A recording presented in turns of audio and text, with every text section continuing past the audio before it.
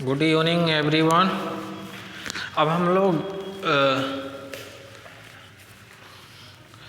अभी तक आप लोग को थ्योरम्स पढ़ाया गया था जो किस पे डिपेंड था, जैसे लीनियरली डिपेंडेंट, लीनियरली इंडिपेंडेंट से रिलेटेड जो भी थ्योरम्स थे, कुछ छोटे छोटे थ्योरम्स थे, कर लिए गए थे। आज जो थ्योरम्स होंगे वो थोड़ा बड़ा होंगे, ठीक है। तो डरिएगा मत आप लोग, उसका फेस करना है डट के अच्छे से, ठीक है। तो डरना नहीं है। चलिए प्रूव कराते हैं, देखिएगा। नेक्स्ट थ्योरम,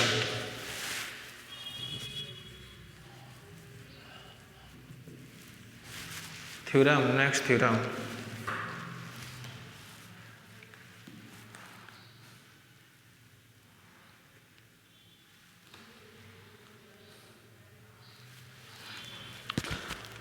थ्योरम कह रहा, देखिएगा। इस सेट ऑफ नॉन जीरो, इस set of non zero vector, इस set of non zero vectors x1, x2 dot dot xn, इस set of non zero vectors x1, x2 dot dot xn is LD। कह रहा अगर एक set है जो non zero vector का LD है, if and only if there exist some, there exist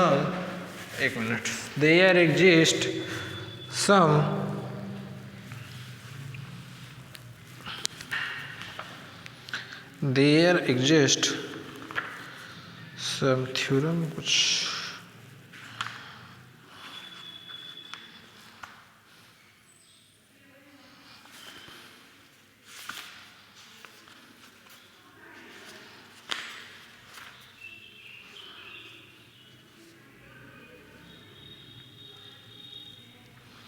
there exists some vector if and only there exists some vector xk of the set, there exists some vector xk 2 less than k less equal to n of the set which is linear combination,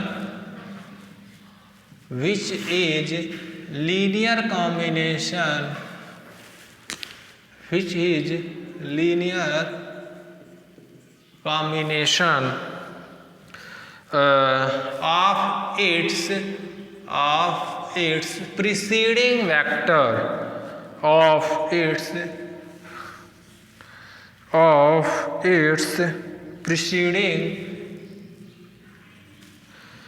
preceding vectors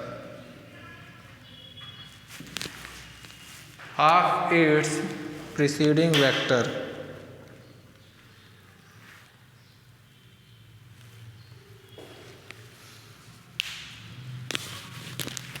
हाँ sir, हाँ बोलिए। अभी हम निकल के आपके पास जा रहे हैं, ठीक है। हाँ यहाँ से कौन जी से आप बात कर लीजिएगा थोड़ा।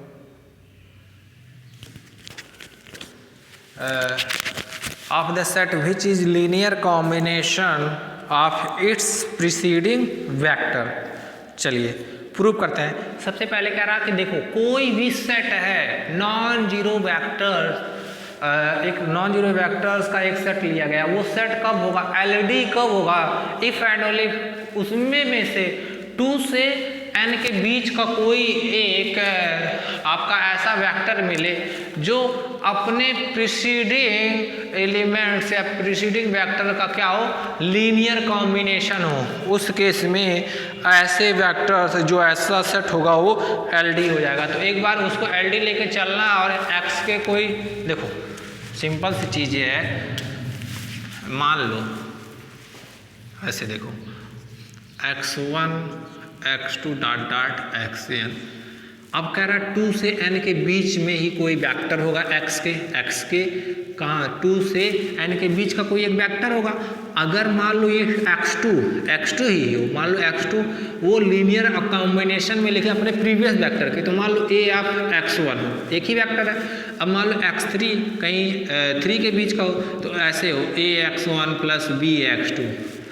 तो कोई भी x के हो 2 और x2 और xn के बीच का हो, उसके पीछे का जितने प्रीसीडिंग वेक्टर्स हैं और वो x के इन प्रीसीडिंग वेक्टर के लीनियर कॉम्बिनेशन में अगर जो मतलब लिखा जा रहा है या लिख सकते हैं, तो उस केस में जो सेट होगा LD होगा।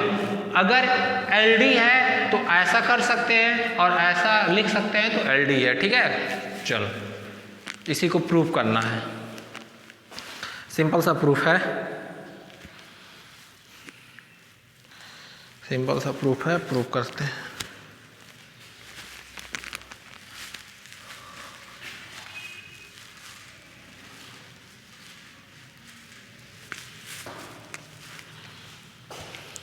Proof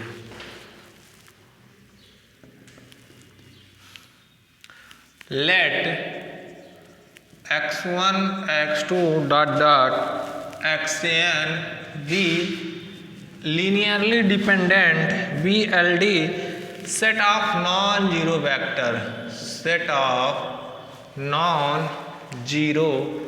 vectors x1 x2 xn एक लीनियरली इंडिपेंडेंट सेट है जो नॉन जीरो वेक्टर्स। ठीक है, कंसीडर देखेंगे ध्यान से, consider the set x1 LD मानकर चल रहा है कि ये सेट LD है, तो दिखाएंगे कि x के जो होगा वो अपने प्रीसीडिंग वेक्टर के लीनियर कॉम्बिनेशन में लिखा जा सकता है। ठीक है, consider the set x1 is Li। हम मान ले रहे हैं क्योंकि ये नॉन जीरो वेक्टर है और इसमें खाली सिंगल ही एलिमेंट है। तो अभी पिछला थ्योरम बताए थे, अगर कोई नॉन जीरो वेक्टर है और वो सिंगल है, मतलब सिंगल ही का एक सेट है, यूनिक वेक्टर है, वो हमेशा क्या होगा LD होगा। अगर ये नॉन जीरो है तब जीरो हो जाएगा, तो सॉरी नॉन जीरो होगा तो Li होगा है और जीरो होगा तो LD हो जाएगा। ठीक है, since x1 is not equal to zero, क्योंकि सारे नॉन जीरो वेक्टर्स हैं, then set x1 is Li। Consider the set ऐसे consider the set is Li। ठीक है, यहाँ से अब देखना ध्यान से, अगेन कंसीडर अब जो सेट ले रहा है उसमें दो एलिमेंट उठा लिए x1, x2। ठीक है, इफ इट इज Li, अगर ये Li है, इफ इट इज Li है, अगर ये Li है तो देखिएगा देन कंसीडर, अगर ये Li है then consider x1, x2, x3, ये जो सेट होगा वो proceeding in this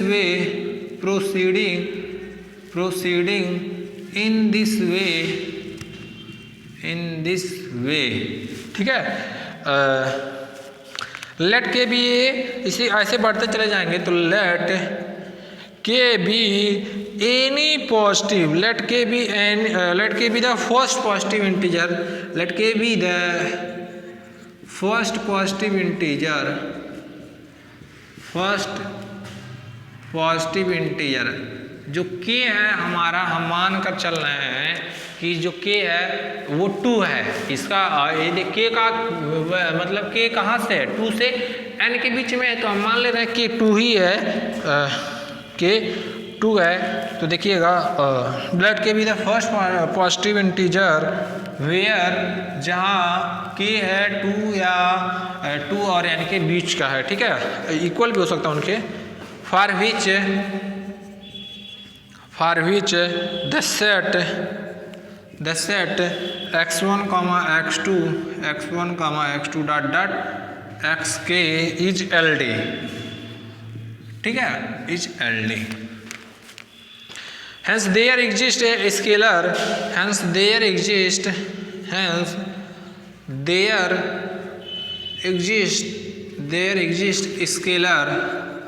hence there exists scalar। अगर k वेक्टर है तो k स्केलर एग्जिस्ट करेंगे सच दैट, क्योंकि एल डी है तो उनमें में से सारे तो जीरो नहीं होंगे, नॉट ऑल जीरो, कुछ तो नॉन जीरो होंगे, not all zero, such that क्या होगा, a1 x1 plus a2 x2 plus dot dot ak xk equal to zero. ठीक है, इतना लिखिए, यहाँ तक लिखिए आप लोग।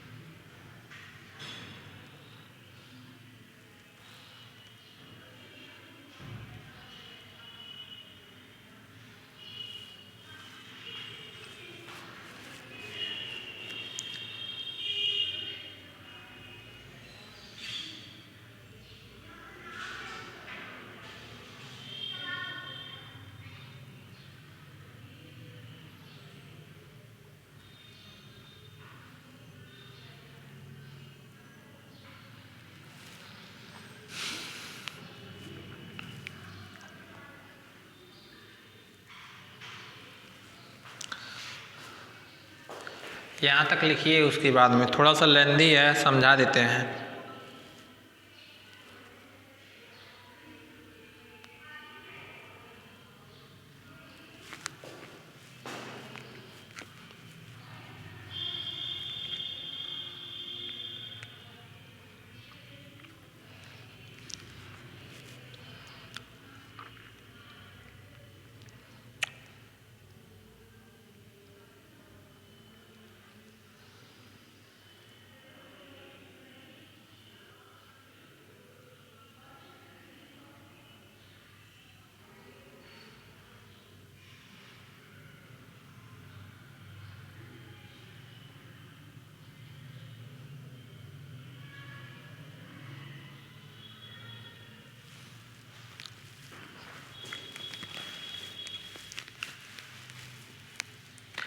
सबसे पहले देखिएगा, सबसे पहले ये थ्योरम्स कहना क्या चाह रहा है कि कह रहा कोई सेट है, सेट ऑफ वेक्टर है जिसमें n वेक्टर है, वो LD कब होगा, और सारे n वेक्टर्स जो सारे वेक्टर्स वो नॉन जीरो हैं, वो LD है if and only if. LD कब होगा, देखा, if and only there exist, उनके बीच मतलब x2 से लेके xn के बीच में कोई भी एक वेक्टर एग्जिस्ट करेगा जो कि अपने प्रीसीडिंग वेक्टर के लीनियर कॉम्बिनेशन में लिखा जा सकता है। अगर LD है तो ऐसा होगा, या x2 xn के बीच का कोई एक वेक्टर होगा अगर उनको अपने प्रीसीडिंग वेक्टर के प्रीसीडिंग मतलब पहले, ठीक है, वेक्टर के लीनियर कॉम्बिनेशन में हम लोग लिख रहे हैं तो जो वो गिवन सेट होगा LD होगा। दोनों तरफ से प्रूव करना है, तो हम सबसे पहले ये मान कर चल रहे हैं कि ये जो गिवन सेट है जिसमें n वेक्टर है वो LD है। हमको ये दिखाना है कि x के इसी के बीच का कोई 2 से n के बीच का कोई वेक्टर है जो अपने प्रीसीडिंग वेक्टर के लीनियर कॉम्बिनेशन में लिखना चाह रहा है, वही दिखाने की कोशिश कर रहे हैं। ठीक है, चलो मिटाते हैं।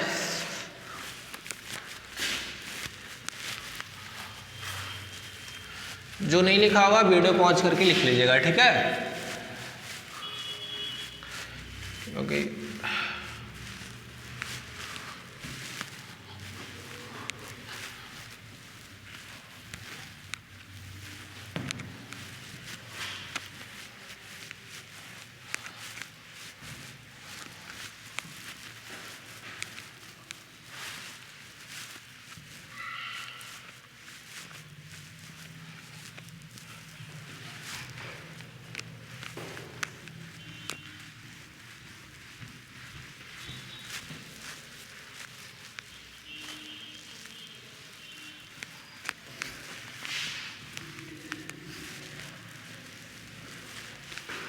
देखिएगा,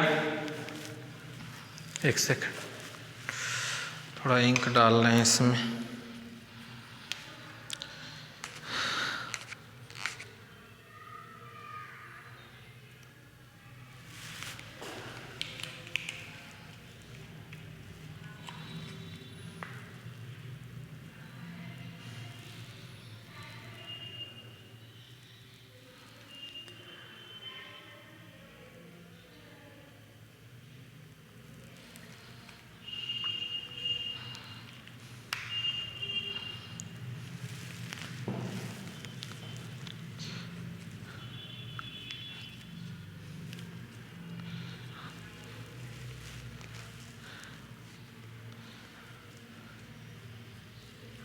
चलिए देखिए, अब हियर, क्योंकि अगर ये एल डी है तो कुछ सारे स्केलर तो जीरो नहीं होंगे, क्योंकि एल डी का डिफिनेशन क्या कहता है कि लीनियर कॉम्बिनेशन जीरो है, तो उसमें से कुछ स्केलर ऐसे होते हैं जो नॉन जीरो होते हैं, चाहे एक ही हो, लेकिन सारे तो नॉन जीरो नहीं होते। अगर सारे तो जीरो नहीं होते, अगर सारे जीरो हो जाएंगे तो वो क्या हो जाएगा, एल डी हो जाएगा। ठीक है, चलिए हियर हम मान लो ए के वाला जो टर्म्स है वही ए के जो टर्म्स है स्केलर का वही नॉन जीरो मानकर चल रहे हैं। फॉर अदरवाइज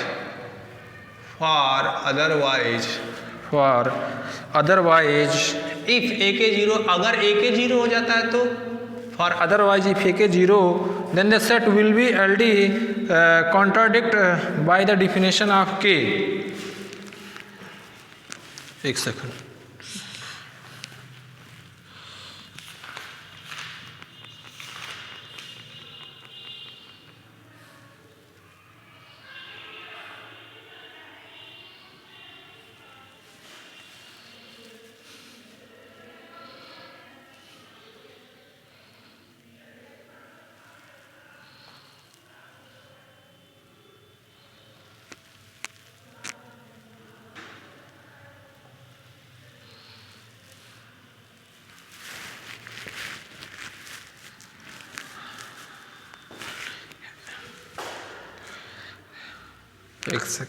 कुछ मिस्टेक लग रहा है। Here a k is not equal to zero for otherwise if a k equal to zero then the set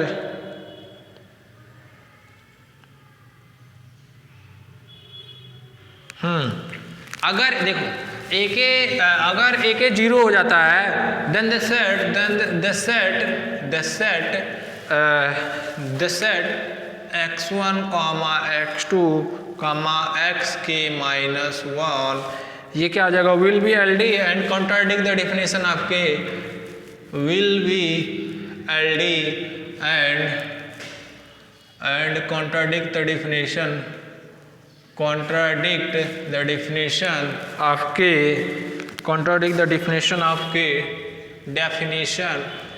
definition of k. ठीक है, अब अगर हैंस अगर ए के नॉन जीरो है तो ए के की वैल्यू यहाँ से निकाल लेते हैं, तो जब एक्स के की वैल्यू तो एक्स के सबको उधर भेजो और ए के से डिवाइड कर दो, तो एक्स को ऐसे लिख सकते हैं माइनस A1 अपान ए के x1 plus minus A2 upon a k x2 plus dot dot dot minus a k minus 1 upon a के, और यहाँ क्या हो जाएगा एक्स के माइनस 1। दैट मीन्स क्या, देखिए एक्स के का प्रीसीडिंग वाले जो वेक्टर्स होंगे वो क्या होंगे, एक्स के माइनस 1, एक्स के माइनस 2, ऐसे x2 xn, क्योंकि मान लो x1 x2 dot dot x के माइनस 1 और एक्स के एक वेक्टर मिल गया जो अपने प्रीसीडिंग वेक्टर का लीनियर कॉम्बिनेशन एलडी मानकर सेट चले थे और दिखा दिए कि एक्स के जो होगा अपने प्रीसीडिंग वेक्टर के लीनियर कॉम्बिनेशन में हम लोग लिख ले रहे हैं। ठीक है, अब उल्टा अगर ऐसा लिख पाते हैं तो गिवन सेट एलडी होगा, ये लेके चल रहा है। ठीक है, वेयर 1 बाई के ए के और ए के इनवर्स होगा is the multiplicative inverse of के क्योंकि नॉन जीरो है इसीलिए इनवर्स एग्जिस्ट करेगा और फील्ड का एलिमेंट्स होगा is the multiplicative inverse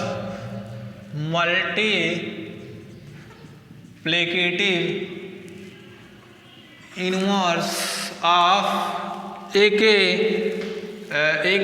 in the field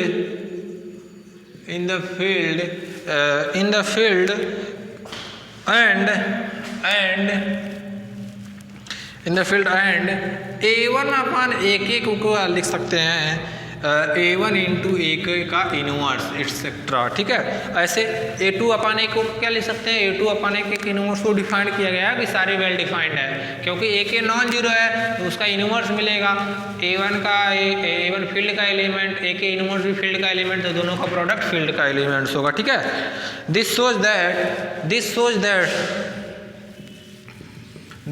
that ये बताता है दिस सोज दैट क्या कि x के is linear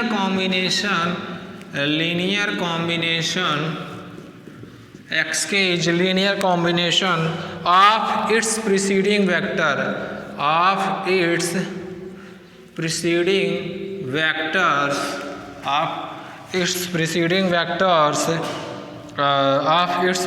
vectors x1, x2, xk -1, ठीक है। यहाँ तक लिखिए, कन्वर्सली बचा है।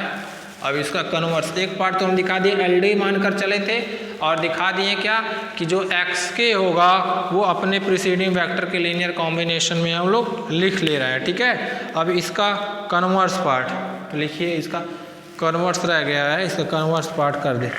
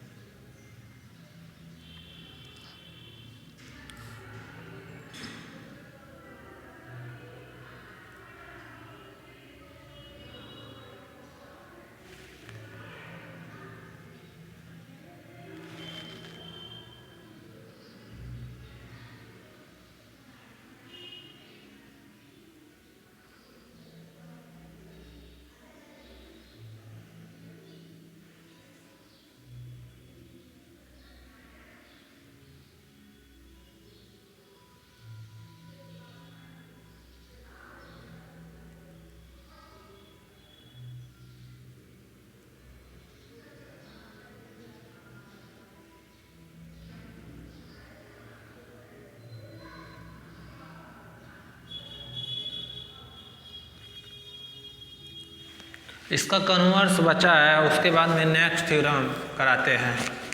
तो लिखिए आप लोग, थोड़ा सा लेंदी है,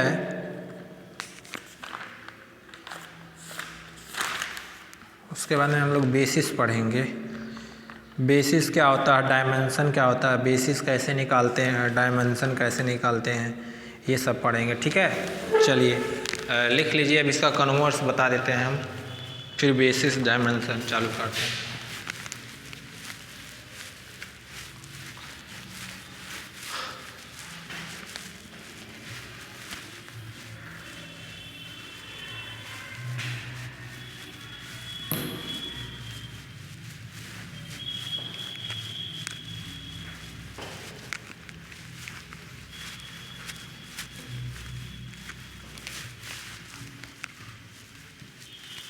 Conversely,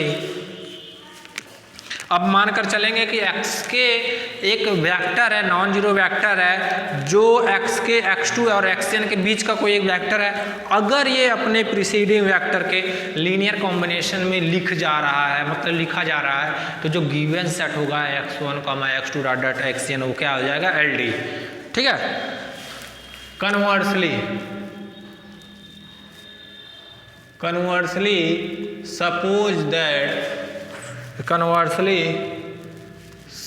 that x के एक वेक्टर होगा 2 और k या n के बीच का होगा। ठीक है। इज ए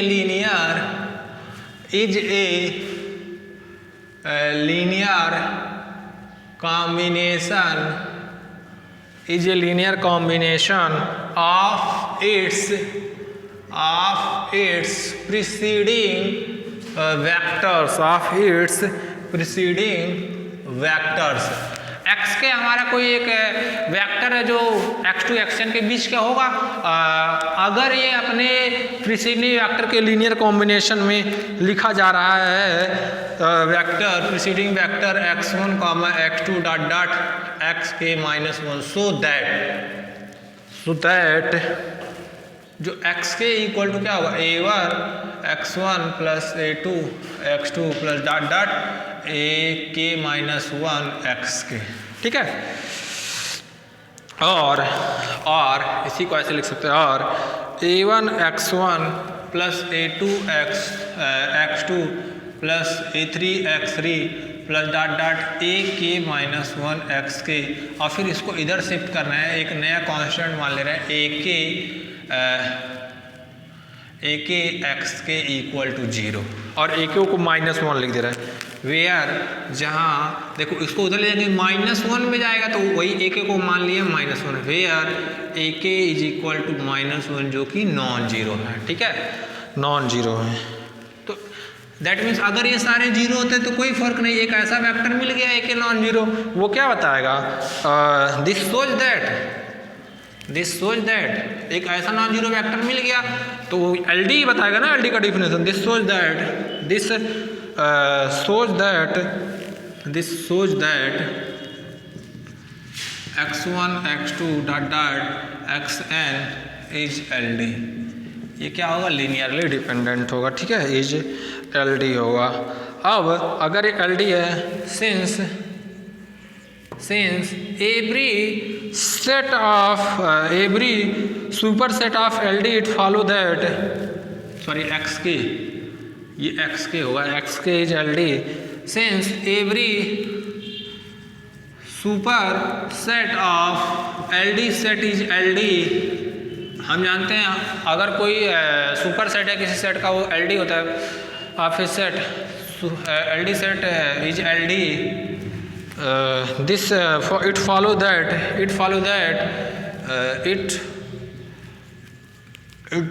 that तो इसका सुपर सेट xk और ये कहीं x यानी ये भी क्या होगा, इज LD, हेंस प्रूव्ड। लिख लो, बहुत सिंपल है। अब नेक्स्ट जो हम लोग का बेसिस और डायमेंशन इम्पोर्टेंट है, बेसिस और डायमेंशन। तो लिखो इसको, बेसिस और dimension.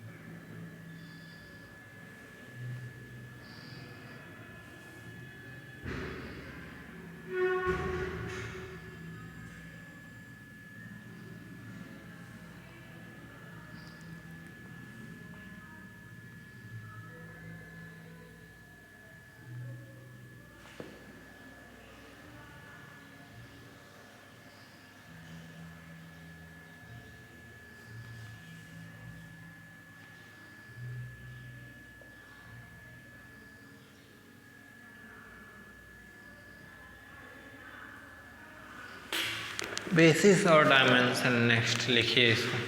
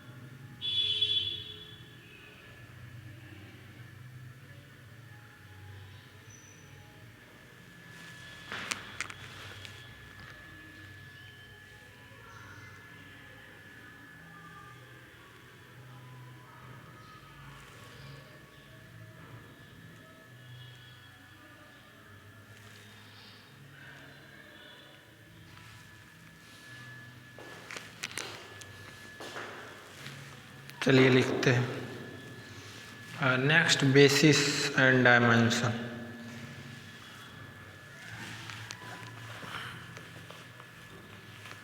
Basis and dimension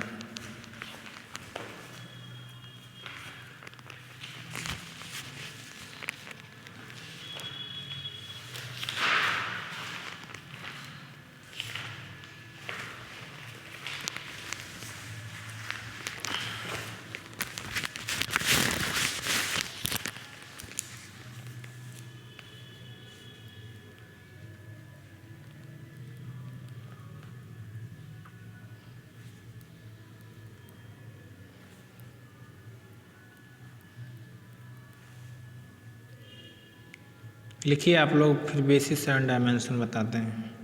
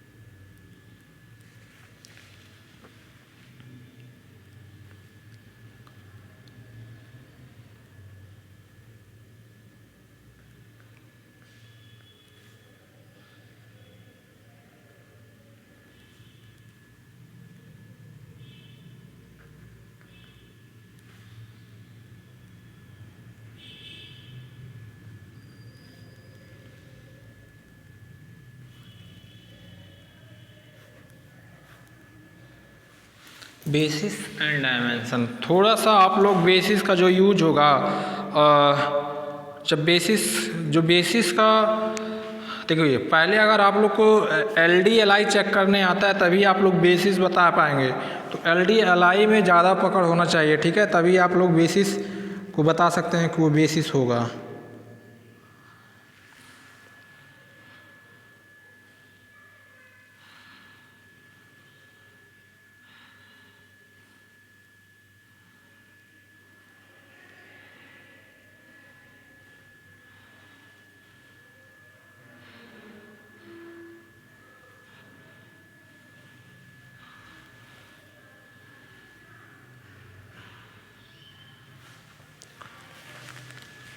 basis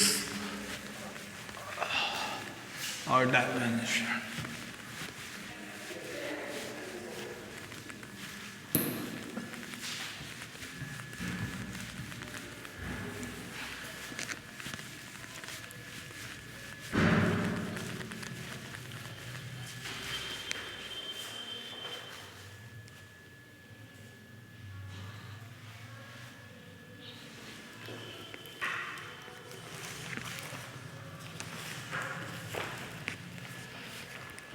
देखिए सिंपल सा है, बेसिस और डायमेंशन बहुत आसान है, बेसिस निकाला भी जाएगा।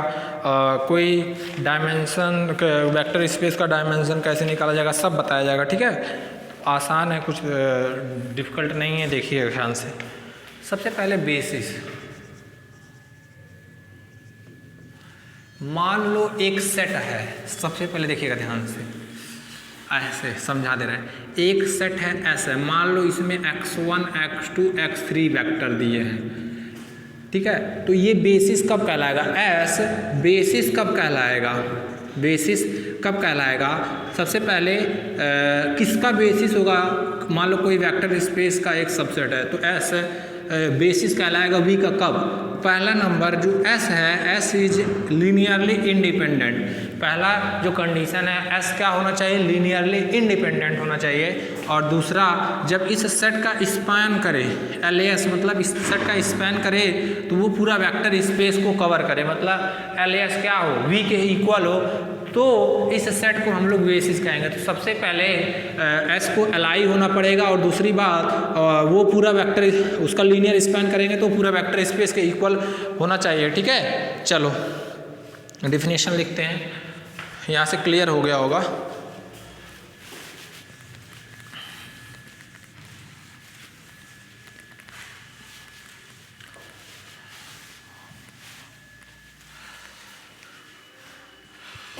basis, if V is a vector space, if V is a vector space over field F, V एक वेक्टर स्पेस है over field F, then a non-empty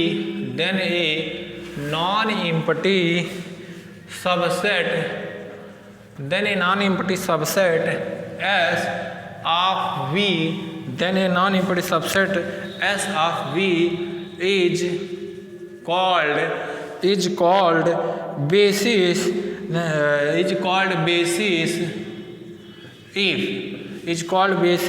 if पहला S वही नंबरिंग कर दिया जाए या वैसे, पहला नंबर S इज LI, दूसरा नंबर जो लीनियर स्पैन S करे वो किसके इक्वल आ जाए, V के, ठीक है। इन अदर वर्ड्स ऐसे दैट इज ये जो बताएगा, जो कह रहा कि every element of V, that is every element of V can be expressed as a linear combination, can be expressed as linear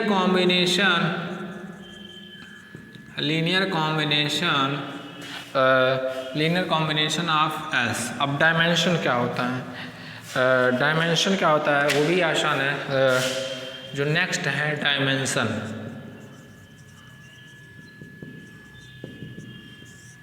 देखो क्लियर, जैसे एग्जाम्पल के तौर पे देखिएगा ध्यान से, एक वेक्टर स्पेस मान लिया हम R2 ले लिए, क्या ले लिया R2, R2 में जो एलिमेंट्स होंगे वो ऐसे होंगे x y such that x y real number के, ठीक है। अब एक सेट ले रहे हैं 1 0 और 0 1, ठीक है। एक सेट ले रहे हैं, देखिएगा 0 1।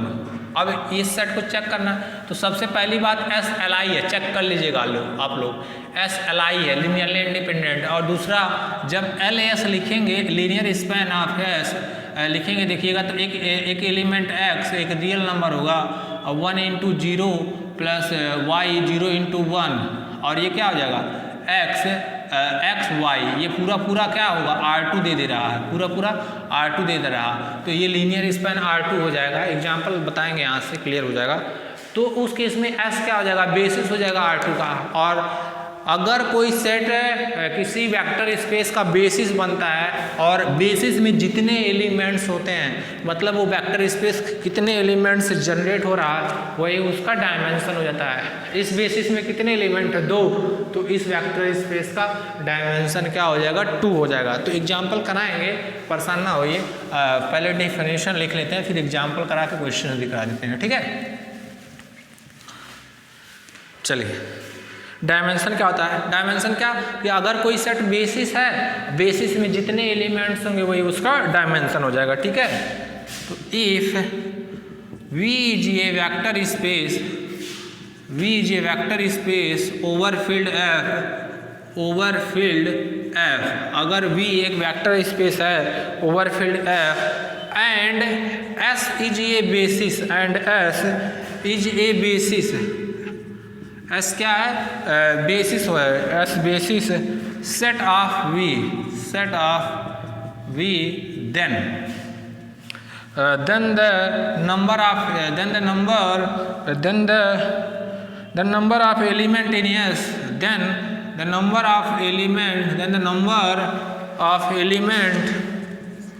the number of element in S, कितने S में एलिमेंट्स होंगे वही बताएगा क्या, is called dimension of V, is called dimension, जितने बेसिस में एलिमेंट होंगे उतना वो उसका डायमेंशन बताएगा, is called dimension of V। That means अगर बेसिस में n एलिमेंट है तो उस वेक्टर स्पेस का डायमेंशन क्या हो जाएगा, n हो जाएगा। That is if the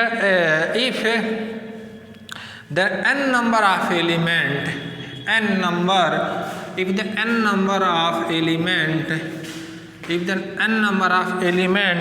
in V,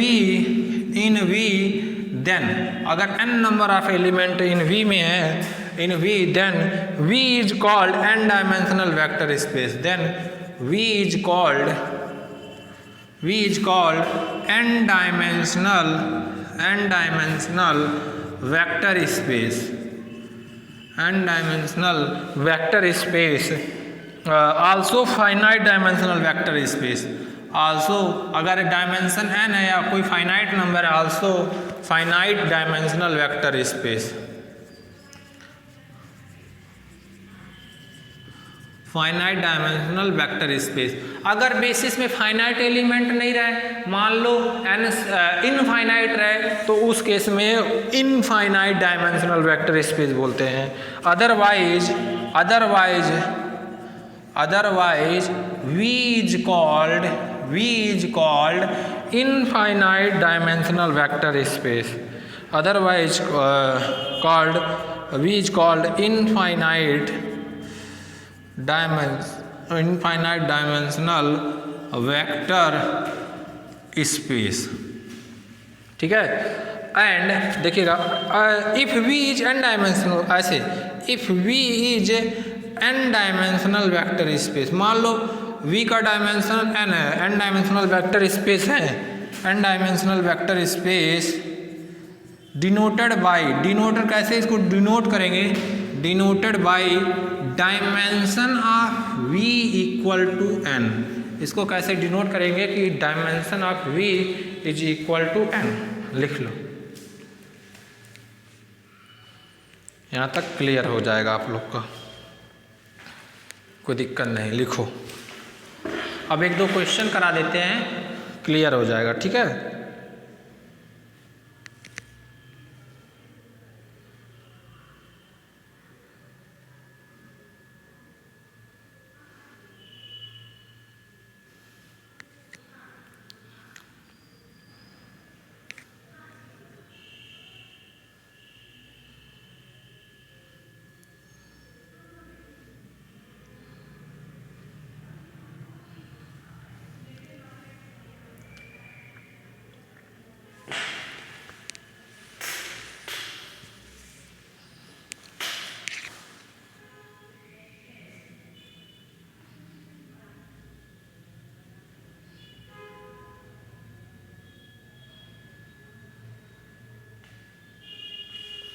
एक क्वेश्चन करा देंगे, वहाँ से डायमेंशन बेसिस दोनों क्लियर हो जाएगा, ठीक है।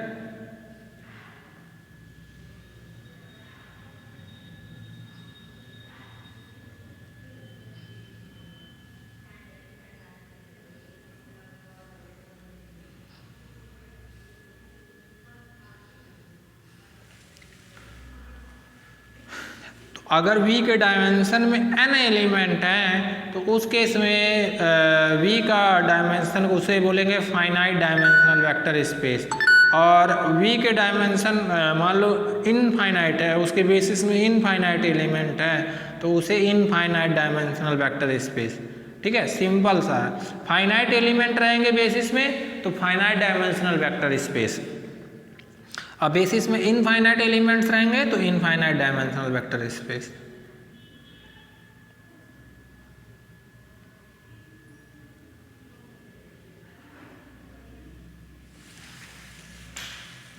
लिखिए, उसके बाद में एक दो क्वेश्चन करा देते हैं, क्लियर हो जाएगा।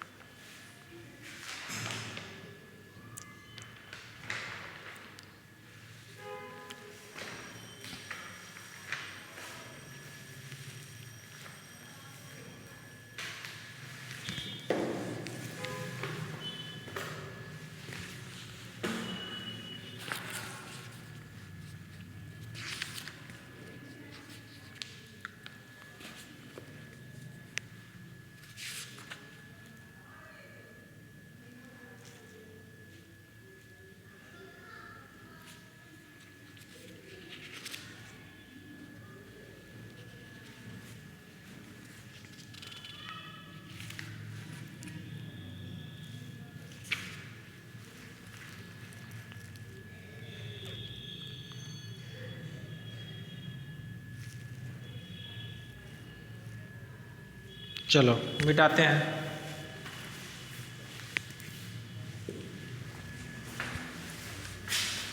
अब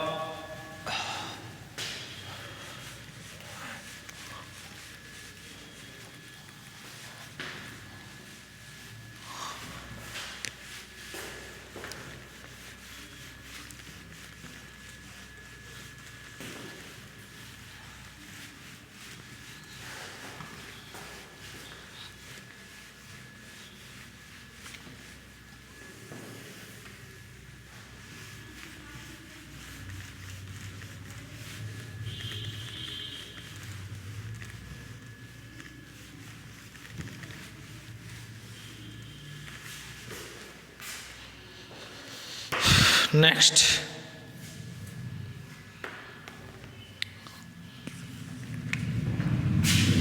देखिएगा, एक एग्जाम्पल करा देते हैं। एग्जाम्पल कि बेसिस और डायमेंशन कैसे निकालेंगे। देखिए, द सेट, एक सेट दिया है, द सेट एस, सेट जो एलिमेंट्स है 1 to 1 और देखिएगा ध्यान से 1 to 1, एक दूसरा दिया है 2 1 0 और तीसरा दिया है 1 - 1 2, ठीक है। ये तीन एलिमेंट्स का एक सेट दिया गया, कह रहा है form A basis, forms a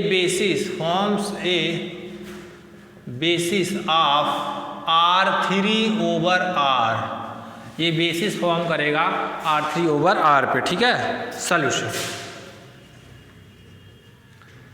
चलो देखते हैं।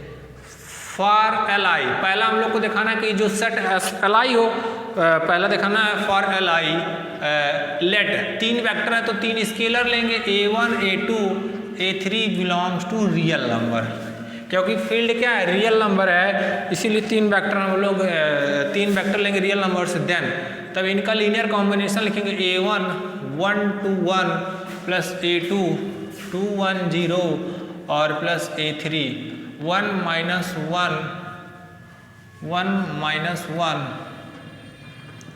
Equal to 0। ठीक है, 3 वेक्टर का लीनियर कॉम्बिनेशन में लिखें। अब जब इसको मल्टीप्लाई करोगे तो क्या होगा, A1 2A1 A1 और ये क्या होगा 2A2 और ये 0 और A3 माइनस A3 और 2A3 इक्वल टू 0। ठीक है, इनको ऐड करोगे तो A1 plus 2A2 first A3 2A1 plus A2 minus A3 and last A1 plus 2A3 क्योंकि ये 0 है इसका सेकंड और ये 0 0 0। यहाँ से जब कंपेयर करोगे तो 3 इक्वेशन मिलेगा। A1 plus 2A2 plus A3 बराबर 0, 2A1 plus A2 minus A3 बराबर 0, A1 plus 2A3 equal to 0। इन तीनों इक्वेशन को जब सॉल्व करोगे आप लोग करिएगा सॉल्व। ठीक है, जब तीनों इक्वेशन को सॉल्व करोगे बाबू तो ये फाइनली मिलेगा A1 equal to A2 equal to 0। तीनों 0 तो सारे इस लीनियर कॉम्बिनेशन लिखे और ये सारे स्केलर कैसे आ गए, 0 आ गए। देयरफॉर तब क्या कहेगा, S इज Li। इस केस में S क्या ऐसा हो जाएगा, लीनियरली इंडिपेंडेंट सेट हो जाएगा। लिखो, अब हम लोग को दिखाना है कि LS वो पूरा स्पैन कर रहा V को। ठीक है,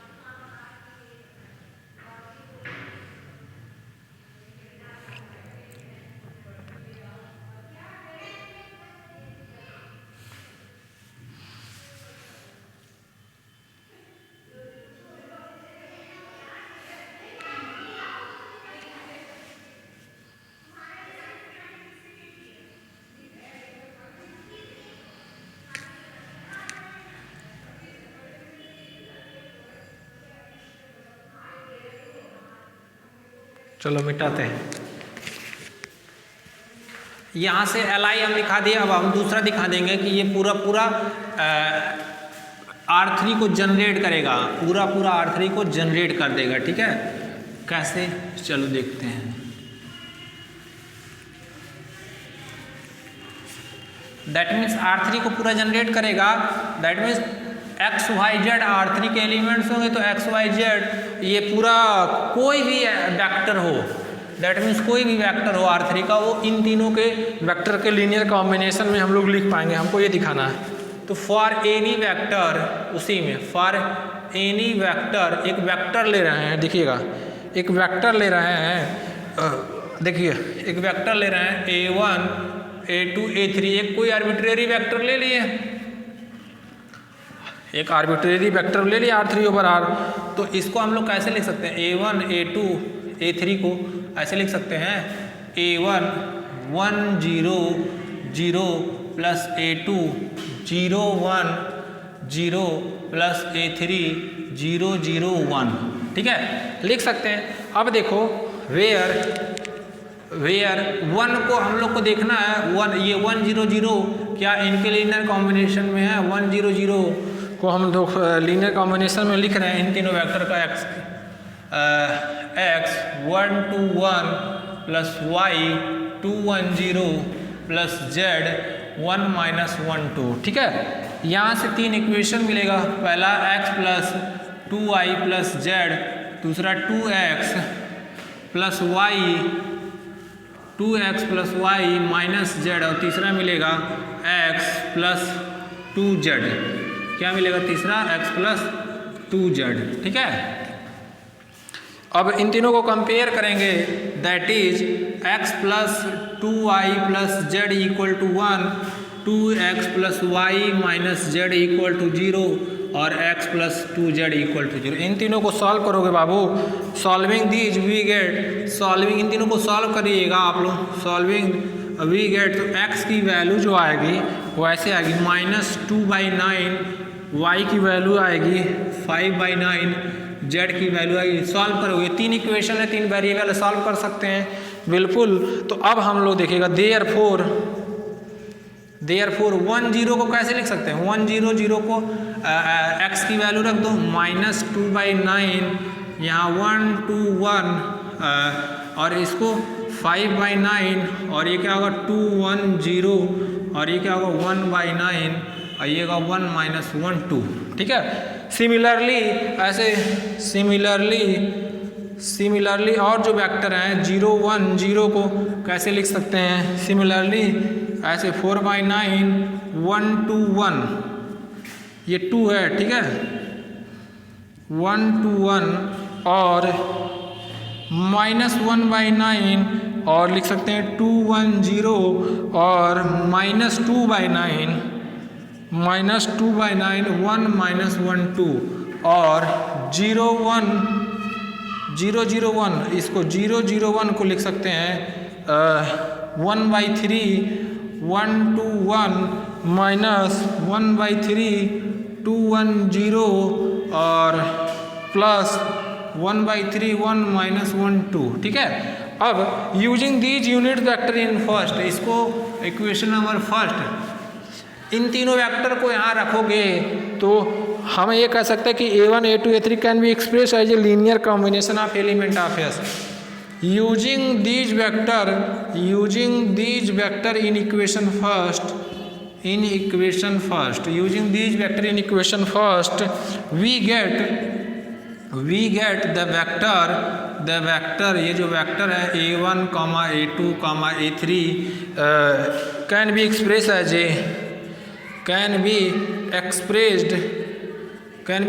as a linear combination of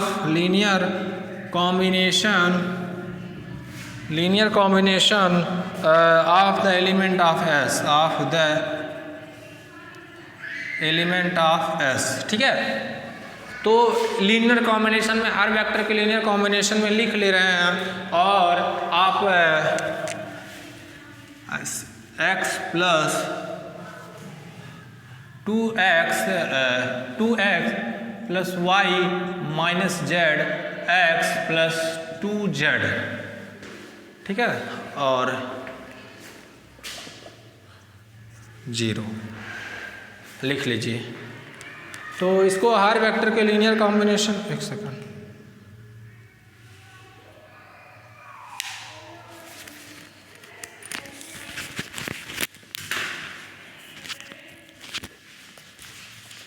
लिख लीजिए आप।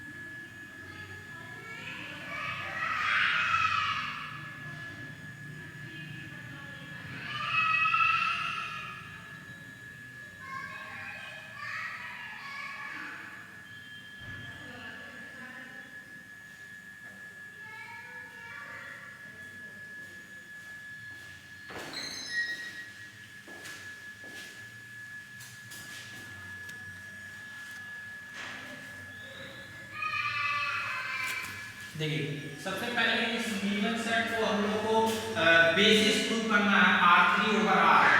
एक सेकंड, तो सबसे पहले हम सेट को क्या प्रूव कर दिए, एलआई प्रूव करने के बाद हम लोग ये देखते हैं कि ये क्या स्पैन करने के बाद या ये बेसिस बनेगा। तो दूसरा कंडीशन क्या था कि हम लोग इस सेट का स्पैन करें तो क्या हो, R3 के इक्वल हो। ठीक है, अब इस सेट का स्पैन करने के लिए क्या मतलब कि जो R3 के जो भी वेक्टर हो वो हम S के वेक्टर के यूज करके लीनियर कॉम्बिनेशन में लिखें। तो यहाँ से हम निकाल दिए कि जो भी R3 के वेक्टर्स होंगे वो हम S के वेक्टर के लीनियर कॉम्बिनेशन में लिख रहे हैं। ठीक है, तो यहाँ से S आपका बेसिस प्रूफ हो गया। और S में कितने एलिमेंट्स हैं, 1 2 3 एलिमेंट है S में।